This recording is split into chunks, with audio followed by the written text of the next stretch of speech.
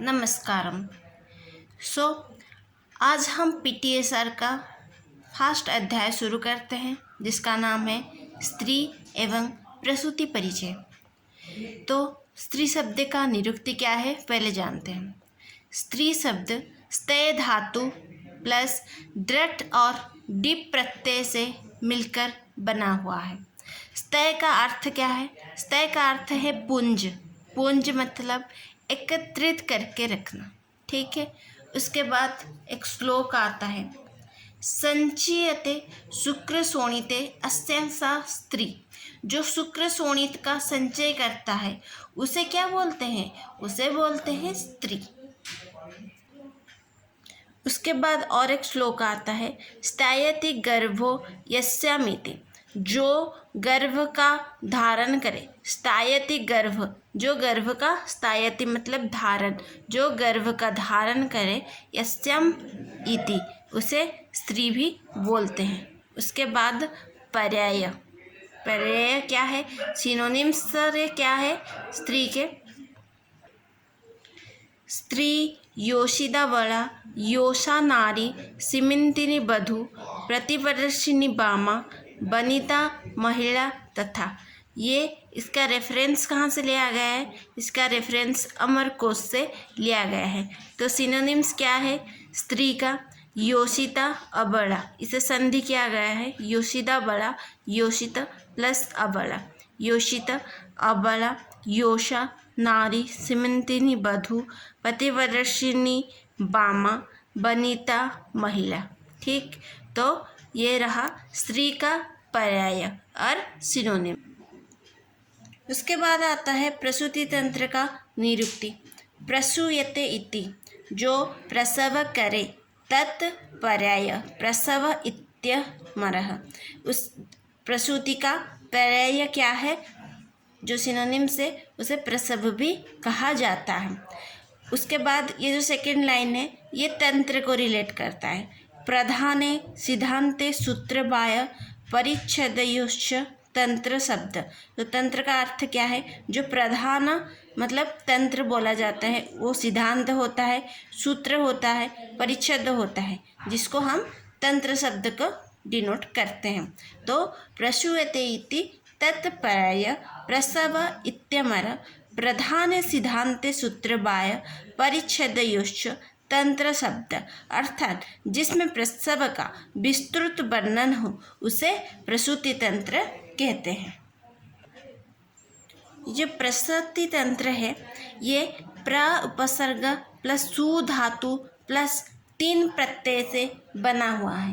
प्रसूति शब्द प्र उपसर्ग सु धातु 3 प्रत्यय से मिलकर बना हुआ है। इसका अर्थ है प्रसव, जनन, गर्भमोचन तथा गर्भ मुक्ति। और तंत्र का अर्थ है सिद्धांत, नियम और शास्त्र। शास्त्र जिसमें संतान उत्पत्ति हेतु गर्भ, प्रसव संबंधित नियमों एवं प्रसव क्रिया प्रसूति के विस्तृत विवरण का वर्णन किया गया है उसे क्या बोलते हैं? उसे बोलते हैं प्रसूति तंत्र। अष्टांग आयुर्वेद में प्रसूति तंत्र एवं स्त्री रोग का वर्णन कुमार वृत्य के अंतर्गत आया है। जो अष्टांग आयुर्वेद होता है, जो काय वाला चिकित्सा जो श्लोक है उसमें जो बाला दिया गया है वो कुमार वृत्य को डिनोट करता है। और कुमार वृत्य के अंतर्गत क्या आता है? कुमार वृत्य के अंतर्गत ही स्त्री रोग का वर्णन किया गया है। ठीक है, यहाँ पे एक श्लोक है, कुमारस्य भरणम अधिकृत्य कृतं कुमार भृत्यम। जिसका अर्थ क्या है? कुमारस्य भरणम, जिस शास्त्र में कुमार का भरण पोषण का वर्णन हो उसे बोलते हैं कुमार भृत्यम। और एक श्लोक यहाँ पे है जो कि हारित संहिता से आया है, रेफरेंस है हारित संहिता। तो गर्भ उपक्रम विज्ञानं सूतिक उपक्रम तथा बालानां रोग समनि क्रिया बाल चिकित्सितम्। गर्भ उपक्रम, गर्भ उपक्रम विज्ञान, गर्भ का जो प्रसूति है होता है या फिर जो भी मतलब एक प्रसूति का नियमों का पालन किया गया है उस सारे विज्ञान आते हैं कुमार वृत्य के अंतर्गत। सूतिका उपक्रमस्तथा, सूतिका मतलब जो सूतिका होता है, जो प्रेग्नेंट लेडी होता है उसका उपक्रम, उसका डेफिनेशन या उसके अंतर्गत जो भी डिजीजेस वगैरह सब कुछ आता है वो भी स्त्री रोग के अंतर्गत आता है। बालानांग रोगोसमनी, बाल को जो न्यू बॉर्न बेबी होता है उसका रोगोसमनी, अगर कुछ डिजीजेस हो तो उसको कैसे हम ट्रीटमेंट किए, तो समनी क्रिया बाल चिकित्सम, तो सब कुछ आता है किसके अंदर, बाल चिकित्सम मतलब जो कि कुमार वृत्ति के अंतर्गत आता है। ठीक है।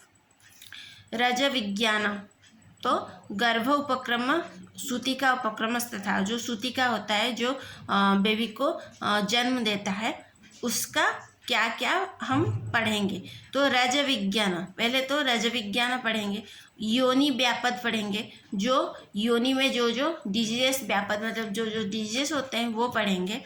उसके बाद गर्भावक्रांति, कैसे गर्भ कैसे मतलब कैसे प्रोसीड करता है वो पढ़ेंगे। गर्भधारण, पोषण, चिकित्सा, उसके बाद कुमार धारण, पोषण, चिकित्सा, धात्री दुष्ट स्तन्य चिकित्सा, जो ठीक है धात्री जो कि सब स्त्री रोग और प्रसूति तंत्र का विषय है, सभी का वर्णन, ठीक है, सभी का वर्णन कुमार वृत्ति में किया गया है।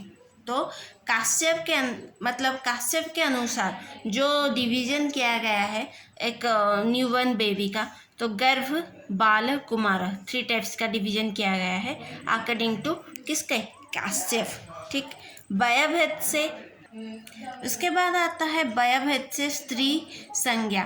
तो स्त्री जो क्लासिफिकेशन, स्त्री का जो क्लासिफिकेशन किया गया है, बाला, मुग्धा, प्रौढ़ा, प्रागल्धा, पूर्णावय और उत्तम अवस्था, उत्तम अवय वाली। बाला जो है 0 से 5 वर्ष तक, और मुग्धा 5 से 11 वर्ष तक, प्रौढ़ा 11 से 20 वर्ष तक, प्रागल्धा 20 से 33 वर्ष तक, पूर्णावय उत्तम अवस्था, पूर्णावय उत्तम अवस्था और उत्तम अवय वाली।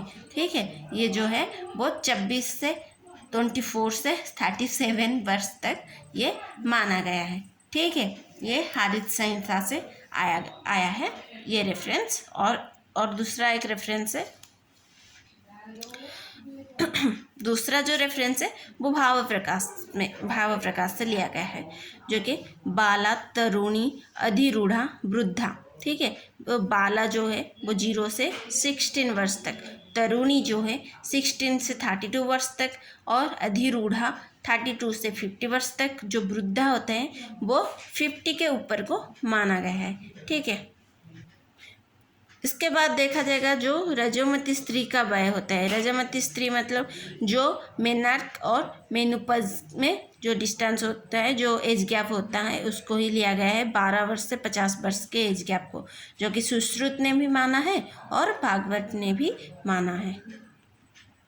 तो जो रजोमती स्त्री होते हैं उस समय रज संज्ञक रक्त योनि में प्रवर्तित होता है। जो रज संज्ञक रक्त जिसमें रज होता है वो कहाँ प्रवर्तित होता है, प्रवर्तित मतलब गति करता है, किस में गति करता है, योनि में गति करता है। उसके बाद आता है गर्भाधान योग्य वय।